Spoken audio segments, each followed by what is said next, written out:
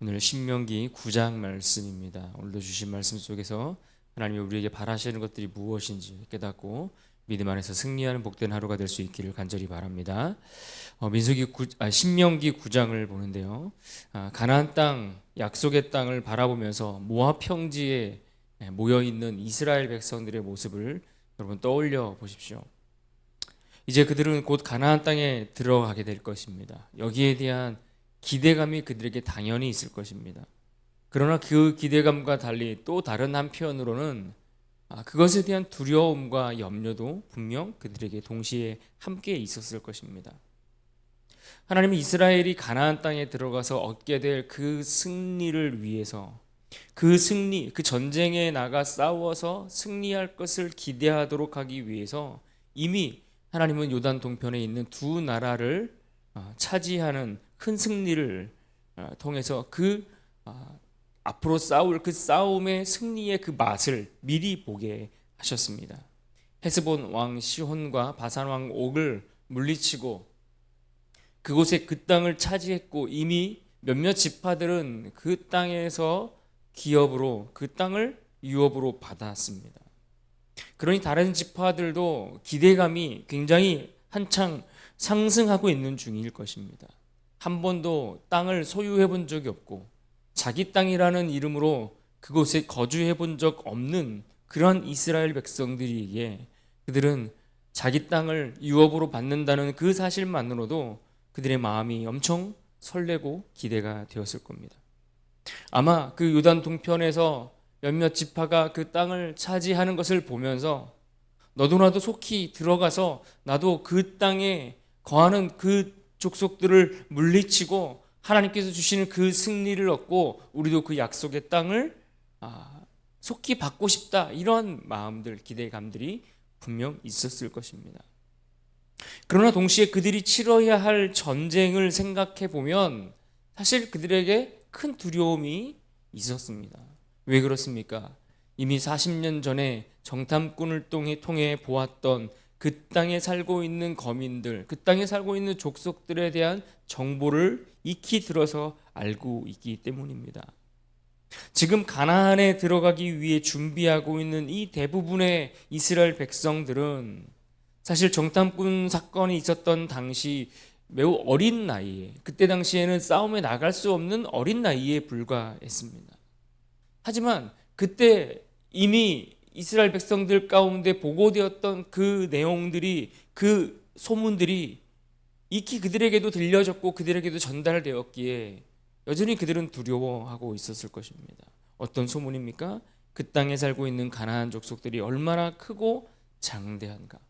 그들에 비하면 우리는 거의 메뚜기와 같아서 그들을 상대할 수 없다라는 그러한 이야기들, 너무나 이런 것들에 대해서 지극히 당연하게 알고 있었기 때문입니다. 그래서 오늘 본문 1절은 이와 같이 말씀합니다. 1절과 2절을 보겠습니다. 이스라엘아 들으라, 내가 오늘 요단을 건너 너보다 강대한 나라들로 들어가서 그것을 차지하리니 그 성읍들은 크고 성벽은 하늘에 닿았으며 크고 많은 백성은 내가 아는 아낙 자손이라. 그에 대한 말을 내가 들었나니 이르기를 누가 아낙 자손을 능히 당하리요 하거니와. 지금 그 성읍들은 뭐라고 이야기합니까? 크고 성벽은 하늘에 닿았다라고 이렇게 설명합니다. 40년 전에 그들의 조상들이 정탐하고 돌아와서 보고했던 그 내용이 틀리지 않다는 겁니다. 그들은 분명히 팩트를 얘기한 겁니다. 그들이 보고왔던 실제 사실들을 그대로 보고했다라는 이야기입니다. 거짓이 아니었습니다. 그렇게 진짜 아낙 자손의 그 건장함에 누가 능히 당하겠는가라고 그들은 서로 이야기하고 있는 겁니다. 오늘 우리에게도 이 땅을 살면서 이와 유사한 상황들은 늘 동일하게 펼쳐집니다. 우리가 거할 땅이 우리에게 주어졌을지라도, 우리가 들어가서 싸워야 할 가나안이 있을지라도 우리가 두려워하는 아낙 자손들이 늘 존재하기 마련입니다. 그것이 때론 우리 앞에 경제적인 문제로 다가오기도 하고, 그것이 우리의 건강의 문제나 어떤 관계의 문제나 어떤 자녀들의 문제와 같이 마치 그것이 가나안의 높은 성벽처럼 느껴지고 결코 이것은 무너뜨릴 수 없을 만큼, 무너지지 않을 만큼 튼튼해 보이고 그 높이가 하늘에 닿은 것처럼 우리를 압박해오고 우리를 두렵게 만드는 문제들이 분명 우리가 살면서 너무나 많이 만나게 됩니다. 가나안 땅의 이 정복 전쟁은 어쩌면 오늘 우리가 이 땅을 살아가면서 만나는 수많은 무수히 많은 그러한 사건들 가운데 이처럼 내 힘으로는 도무지 해결할 수 없는, 내 힘으로는 절대 무너뜨릴 수 없는 그 무엇을 의미한다라고 볼 수 있을 것입니다. 반드시 넘어야 할 산이고 반드시 지나가야 하는 과정임에도 불구하고 두려움에 엄두를 내지 못하는 무엇이 분명 내 앞에 존재할 수 있습니다. 그러나 우리가 이 대목에서 다시 한번 확인해야 할 것이 있습니다. 그것은 무엇입니까? 지금 이스라엘 백성들을 인도하고 있는 하나님, 지금도 오늘 우리 가운데 함께 하셔서 우리의 삶을 책임지고 이끌어 가시는 그 하나님이 전능하신 하나님이라는 사실, 이 한 가지 사실을 우리가 다시 한번 확인해야 합니다. 비록 아낙 자손과 같이 장대한 족속들이 그들 앞에 있다 할지라도 지금 이스라엘과 함께 하면서 그들 뒤에 계시는 분은 바로 전능하신 하나님이라는 사실을 우리에게 말씀해 주고 있는 겁니다. 오늘 말씀해 보면 그는 단번에 모든 열방을 파하실 만큼 맹렬한 불을 붙이시는 그러한 불과 같은 분이시기에 오늘 우리가 어제 보았던 말씀처럼 그분 앞에 우리가 순종할 수 있고 그분을 신뢰할 수만 있다면 이 가나안 정복은 이미 끝난 싸움과 마찬가지라는 것을 우리에게 가르쳐 주고 있습니다. 그러므로 이 순간 이스라엘 백성들에게 요구되는 것은 무엇이겠습니까? 오늘 우리가 이 땅을 살아가면서 우리의 삶에 우리가 가져야 할 우리의 삶의 자세는 무엇이겠습니까? 오늘 말씀 속에서 그들 가운데 요구하는 한 가지는 그들과 함께하는 그 하나님을 신뢰하는 믿음을 가져야 된다. 이 믿음 한 가지를 강조하고 있는 것입니다. 3절 말씀을 보십시오. 오늘 너는 알라 내 하나님 여호와께서 맹렬한 불과 같이 내 앞에 나아가신즉 여호와께서 그들을 멸하사 내 앞에 엎드러지게 하시리니 여호와께서 내게 말씀하신 것 같이 너는 그들을 쫓아내며 속히 멸할 것이라. 하나님이 약속하고 계시는 것입니다. 그러나 중요한 것은 하나님이 이와 같이 그들 가운데 승리를 행하시고 그 승리의 기쁨을 주려고 하시는 것은 이것을 누리게 될 이스라엘 백성들이 어떠한 특별한 모습들을 그들이 갖추었거나 그들이 하나님 보시기에 어떤 의로운 모습들을 그들이 갖고 있기 때문에 이러한 승리를 주는 것은 아니다라고 말씀하고 있습니다. 하나님은 지금 이 가나안 족속들을 그 땅에서 쫓아내시려는 이유를 두 가지로 말씀하셨습니다. 먼저는 4절의 말씀처럼 그 민족들의 악함 때문이다라고 말씀합니다. 이미 우리가 앞에서도 이야기했지만 하나님은 그 땅에 있는 그 가나안 족속들에 대해서 오랜 시간을 기다리시며 그들이 돌아오기를 바라셨습니다. 그들이 죄악에서 떠나기를 기대하셨고 그들이 돌아와 그 죄로부터 벗어나기를 기다리셨지만 결국 그 땅에 오히려 이제는 죄악이 가득하여 하나님의 심판을 피할 수 없을 지경에 이르러 하나님은 결국 그들을 심판하기로 결정하셨기 때문입니다. 그래서 하나님이 그 땅에 그 족속들을 내몰아 가시는 이유는 바로 다른 이유 때문이 아니라 그 땅에 살고 있는 그 민족들의 죄악 때문이다라고 말씀합니다. 또 하나 하나님이 그들의 이스라엘 백성들에게 그 가나안 족속들을 쫓아내고 그 승리를 주게 하시는 이유는 바로 하나님의 약속 때문이다라고 오늘 말씀에 이야기하고 있습니다. 5절의 말씀처럼 내 하나님 여호와께서 그들을 내 앞에서 쫓아내심이라 여호와께서 이같이 하심은 내 조상 아브라함과 이삭과 야곱에게 하신 맹세를 이루려 하심이라. 하나님이 약속을 주시고 그 약속 또한 하나님이 성취하시는, 하나님이 말씀하시고 이미 말씀하신 그 약속들은 반드시 성취되어지는, 하나님이 약속하실 뿐만 아니라 그 말씀을 성취하시는, 반드시 이루고 완성하시는 그 하나님이심을 우리에게 보여줍니다. 그러하기에 우리의 삶에 어떠한 결과들이, 아름다운 것들이 주어지고 좋은 것들이 우리에게 주어졌을 때에 그 기쁨과 그 감격과 그 승리는 나에게서 기인한 것이 아니라 우리를 향하신 하나님의 신실하심에 기반을 두고 있다는 사실을 우리는 잊지 말아야 하는 것입니다. 하나님은 이처럼 이스라엘의 의로움 때문에 그들에게 허락하시는 것이 아니라고 분명히 말씀합니다. 오히려 그들은 하나님 앞에 어떤 백성들이었습니까? 그들은 하나님 앞에 목이 곧은 백성이라고 지적합니다. 교만한 백성이라는 겁니다. 하나님을 업신여기는 어리석고 악한 백성들이라고 분명하게 말씀하고 있습니다. 이렇게 하나님이 그들에 대해서 평가하시는 근거가 무엇입니까? 7절을 보십시오. 너는 광야에서 내 하나님 여호와를 경노하게 하던 일을 잊지 말고 기억하라. 내가 애굽 땅에서 나오던 날부터 이곳에 이르기까지 늘 여호와를 거역하였으되. 그들이 지난 40년 동안 보여주었던 광야 생활만 들여다보더라도 그들이 목이 곧은 백성이라고 평가할 만한 그런 내용들을 그것이 그렇게 입증해주고 있다는 겁니다. 그러므로 그들이 가나안 땅에 들어가서 그 이스라엘이 그 땅을 차지하면서 기억할 것은, 이것이 내가 잘나서 내가 잘해서 어떤 내 의로움이 있어서 하나님이 나에게 이렇게 축복하셨구나, 이렇게 생각하지 말라는 겁니다. 분명히 기억해야 될 것은 그 땅의 악함 때문에 쫓아내신 것이고 하나님이 우리를 선택하여 약속하신 그 하나님의 약속, 그 말씀 때문에 이루어진 일이라는 사실을 분명히 기억하라는 겁니다.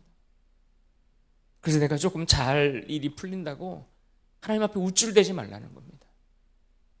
내가 누리는 것, 남들보다 좀 잘 사는 것, 여유롭게 사는 것, 뭔가 좋은 성과를 이룬 것, 하나님이 그만한 은혜를 베푸셨기 때문인 줄 알고 오히려 하나님 앞에 더 감사하는 인생이 되어야 한다는 것을 가르쳐 주는 겁니다. 우리는 종종 가나안의 높은 성벽을 보고 장대한 이 아낙 자손들을 보는 것처럼, 혹은 경제적인 문제로, 건강의 문제로, 진로나 취업이나 결혼이나 자녀들의 문제로 낙심하다가 이 문제가 풀리고 해결되고 그렇게 그 난관과 어려움들을 극복하고 좋은 결과와 성취를 맛보게 되면 어떻습니까? 우리는 늘 공을 나에게로 돌리곤 합니다. 우리가 쉽게 이것을 하나님의 영광으로 돌리는 법이 그렇게 흔하지 않습니다. 하나님께 이 결과를 놓고서 감사합니다라고 이야기를 하지만 이 감사하다라는 이 말조차도 그 말에는 너무나 형식적이고 가벼운 그러한 말들에 지나지 않는 것들을 볼 때가 많이 있지 않습니까? 심지어 이렇게 좋은 일들이 있음을 감사하고 표현하는 것조차도 때로는 누군가에게 자랑하고 싶은 마음에 그런 것들을 표현할 때도 있다라는 겁니다. 겉으로는 신앙의 형식을 갖추고 있지만 실제로 내 안에서는 하나님의 모든 영광을 가로채는, 그래서 나의 영광으로 돌리고자 하는 그러한 일들이 너무나 아무렇지도 않게, 너무나 쉽게 보란듯이 행해지고 있지는 않은지 우리의 모습을 돌아보고 점검해 봐야 합니다. 하나님은 인간이 이처럼 은혜를 모르고 목이 꼿꼿하게 쳐드는 그러한 교만을 하나님은 가장 싫어하신다는 것을 우리는 기억해야 합니다. 하나님은 겸손한 자를 원하시지 교만한 자를 원하시지 않습니다. 하나님 오늘 말씀에서 가나안 땅에 들어가 그 약속을 누리며 살아갈 이들이 그와 같이 하나님 앞에 어떠한 태도를 취해야 할 것인지를 말씀하며 경계하는 것을 우리가 볼 수 있습니다. 오늘 말씀에서 모세는 이스라엘이 목이 곧은 백성이라는 증거를 계속해서 나열해 주고 있습니다. 8절을 보면 호렙산에서 너희가 여호와를 경노하게 하였으므로 라고 했습니다. 시내산에서 하나님이 모세를 통하여 십계명을 주실 때에 모세가 하나님 앞에서 그 계명을 받고 그 언약을 위한 하나님의 계명을 받고 있을 때에 이스라엘 백성들은 산 아래에서 어떤 일들을 벌이고 있었습니까? 송아지 형상을 만들고 그들은 우상 숭배에 빠져 있었던 일을 말씀하고 있는 겁니다. 이 일에 대해서 12절에 보시면 이 일은 그들이 스스로 부패하여서 생긴 일이다. 그들이 부패하여 타락하여 죄악이 그들 가운데 가득하여 그들이 저지른 일이다라고 말씀하고 있습니다. 또 이스라엘이 목이 곧은 백성이라는 다른 증거는 무엇입니까? 22절을 보십시오. 너희가 다베라와 마사와 기브롯 핫다와에서도 여호와를 경노하게 하였느니라. 여호와를 원망하다가 진 끝에 불이 붙었던 다베라 사건, 마사에서 목이 마르다며 그들을 구원하신 하나님을 원망했던 사건, 심지어 고기가 먹고 싶다고 오히려 그들이 살던 애굽에서 종살이하던 그때를 떠올리며 그때가 차라리 낫다라고 하나님을 향하여 원망하다가 결국 고기를 얻었지만 그곳이 그들의 탐욕의 무덤이 되어버렸던 기브롯 핫다와에서 있었던 사건, 그리고 23절의 말씀처럼 가데스 바네아에서 하나님을 신뢰하지 못하여 정탐꾼을 파견하면서 그들이 결국 가나안 땅에 들어가지 못했던 사건까지 그들의 과거를 나열하면서 그들이 하나님 앞에 얼마나 목이 곧은 백성인가, 그들이 하나님 앞에 얼마나 설 수 없을 만큼 불순종하는 백성들인가에 대해서 말씀해주고 지적해주고 있는 것을 봅니다. 그러면서 그들의 불순종에 대해서 24절에 한마디를 더 붙여 말씀합니다. 내가 너희를 알던 날부터 너희가 항상 여호와를 거역하여 왔느니라. 하나님이 이스라엘 백성들을 가나안으로 인도하고 계시는데 하나님은 이스라엘의 이와 같은 교만한 모습들, 그들 안에 있는 하나님을 향한 근본적인 불신앙과 불순종의 그 모습에 대해서 모르지 않는다는 겁니다. 다 아신다는 거예요. 이들이 얼마나 엄청난 죄악을 행하는 백성인지 하나님 너무나 잘 알고 계신다는 거예요. 그런데 그러한 이스라엘 백성들을 지금 하나님이 사랑하셨다라고 말씀하고 계시는 겁니다. 창세기 6장 5절에서 말씀한 것처럼 노아 홍수 때 이미 하나님이 그 인생들이 하나님 앞에서 항상 악할 뿐임을 보시고 아셨다라고 말씀했던 것처럼 여전히 전혀 변하지 않고 전적으로 타락한 인생들이 바로 이스라엘 백성들이요, 오늘 이 땅을 살아가는 우리의 모습인 것을 성경은 분명하게 지적하고 있습니다. 하나님은 그러한 인생을 사랑하셨습니다.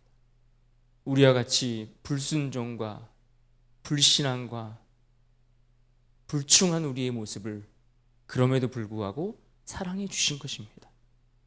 항상 악하며 전적으로 타락한 인생을 택하여 그 아들을 내어주셔서 우리를 사랑해 주셨습니다.